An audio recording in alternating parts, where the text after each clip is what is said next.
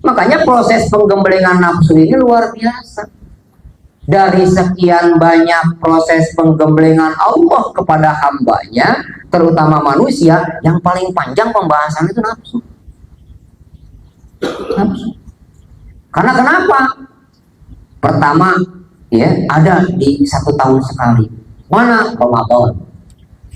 Di Ramadan ada namanya bab saum. 7 rangkaian amaliyahnya juga. Dari mulai apa? Sahur, imsak, sampai dengan buka puasa, sampai dengan zakat fitrah. 7. Itu dalam rangka apa? Mengupgrade nafsu.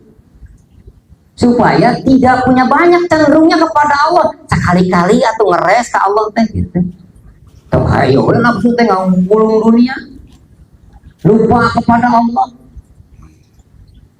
Bersyukur kita kepada Allah, ditakdirkan kita oleh Allah, bila mahfuz ada catatan nama kita disandingkan dengan nama salah satu aulianya yang irsyad, seorang mursyid yang kamil hadir bersih kamar sahabat. Insyaallah saya belum pernah arifin insyaallah. Maka kita bisa melanjutkan proses pengupgradean nafsu itu dari mulai bulanan, mingguan, harian. Coba kalau nggak ketemu mursyid 1 tahun sekali, berijung kita mah keroyokan, bebarengan. Kalau sendiri-sendiri belum tentu mampu. Nah, itu namanya puasa. Biasa lagi taras ya mah. Sampai lagi tekuatan, lagi batur puasa itu maknya itu kan. Itu Ramadan 1 tahun sekali, tapi rasa bulan, tepiran. Saya ikut tepira menyepelekan kan bukan, berat tetap buat nafsu bab puasa. Makanya dalam proses penggemblengan dari 1000 tahun pertama sampai 1000 tahun ketiga, total semuanya 3000 tahun ya. Saum itu diapit dengan nar dan ditutupnya itu dengan zikir. Kemarin nafsu itu kan nar, panas nafsunya. Diasupkan kalau panas euy, waduh bogi we. Makanya begitu naik di 1000 pertama ditanya, jawaban masih sama, intonasi bikin tinggi. Oleh Allah dilemahkan dengan 1000 tahun yang keduanya di dalam baru puasa. Jadi yang namanya bab saum itu bukan sekarang ini kita udah jadi ngajelek-gedek manusia, no? Ngajelek-gedek kenapa? Namanya jelema nggak wujud. Ada sih serius. Itu ada siapa minggu bisa pada harap dipayung lain, dipayung dulu. Tuh sebelum menjelma menjadi sosok manusia yang dalam bahasanya ada hawa nafsu, diberikan tameng oleh Allah berupa akal. Supaya apa? Supaya nggak sering nyasar yang nama nafsu. Minimal orang walaupun dia belum bertarekat atau dia belum bertemu seorang guru pembimbing rohani, ayah akal menyesat.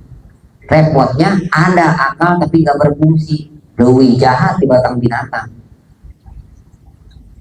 Karena yang namanya akal ini yang menjadi penengah kecenderungan dia kepada Allah ketika dia ingin berbuat dosa, ketika dia ingin membuat kerusakan, ingat dia kepada Allah.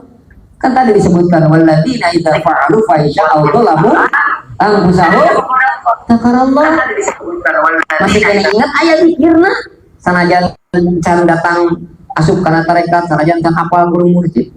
Minimal ketika dia menyadari kesalahan dalam dirinya, dibantu dengan akal sehatnya, ingat dia, ya Allah, kayaknya omongan saya tadi menyinggung perasaan. Tidak pasti so kalau orang yang akalnya masih sehat, ya, ketika dia berbuat salah, ketika dia berbuat dosa, ketika dia apalagi berbuat kerusakan dalam dirinya tuh si manusia itu, ingat dia kepada Allah, ingat.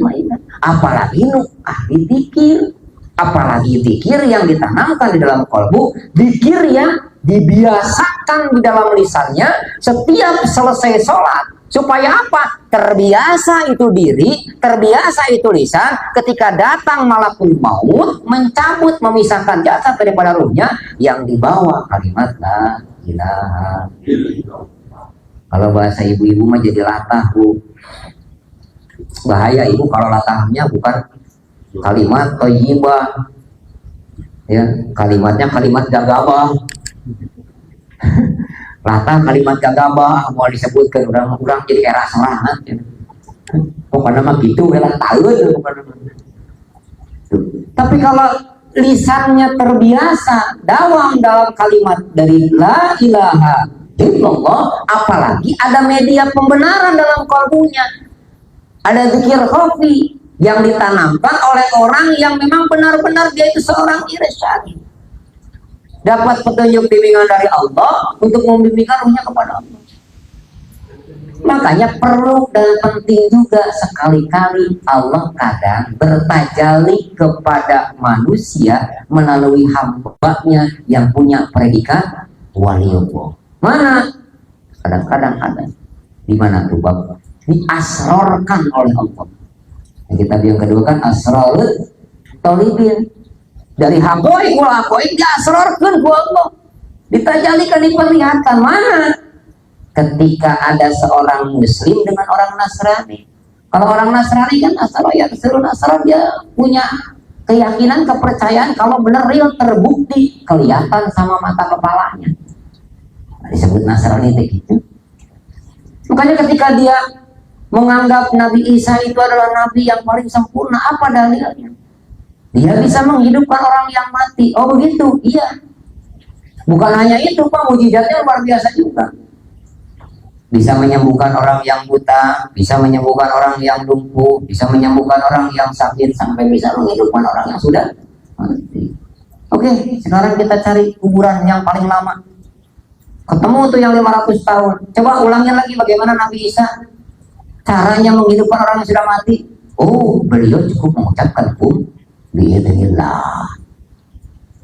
Baik, sekarang kamu perhatikan. Kamu tahu saya bukan Nabi? Ya, saya tahu. Tapi saya ini adalah penganut dari ajaran dari Nabi Muhammad SAW. Kalau saya bisa seperti yang kamu ucapkan tadi, dia ada nego dulu Pak, negosiasi.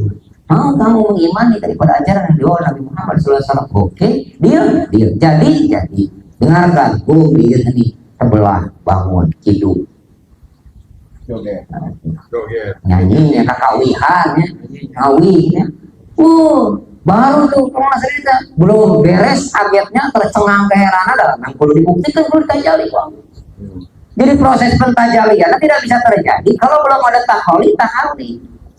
Prosesnya menyatukan dulu peburisat antara ruh dengan jasad, antara hawa nafsu dengan apa, hijikeun heula jasad dengan ruh, hijikeun heula antara ucapan dengan kebenaran.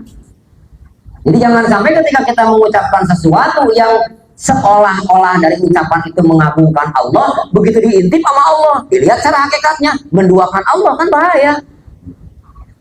Kalimatnya mah jelas, la ilaha illallah, balik ceri, padahal mah ingat isu kudu mayar motor. Can nyekelan saperak-perak acan, kumaha? Coba motor yang usaha umpamanya. Dan kelas standar kita masih di situ, ya itulah yang akan terjadi dalam kehidupan. Makanya salah alamat masuk tarekat belajar zikir, ingin cari kekayaan. Salah Pak. Salah. Benahi dulu niat, kembalikan dulu niat awal. Untuk apa? Untuk mensucikan diri, membersihkan kalbu kita dari sesuatu yang selain Allah, menyinkronkan hawa dan nafsu kita dengan akal menuju ridho dan rahmatnya Allah Subhanahu wa Ta'ala. Jadi kita asrarut tolibin, asrarkan ku Allah. Padahal beliau bukan nabi, bukan rasul, bukan, tapi karena memang dilihat dari kalimatnya secara arti beda, tapi secara hakikat sama. Nabi Isa gimana? Biidznillah, bangun engkau berdasarkan izin. Syekh Abdul Qadir mengucapkan biizni Allah, nah disirkeun. Sabab naon? Kenapa tidak disebutkan, dijaharkan lafzul jalalahnya? Karena beliau sudah lembut dengan Allah.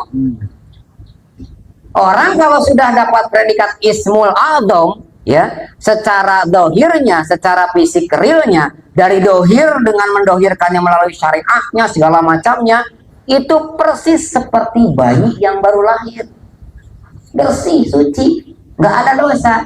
Maka apa yang beliau ucapkan bukan ucapan beliau, bukan lidah lisan suara beliau, tetapi batakinku.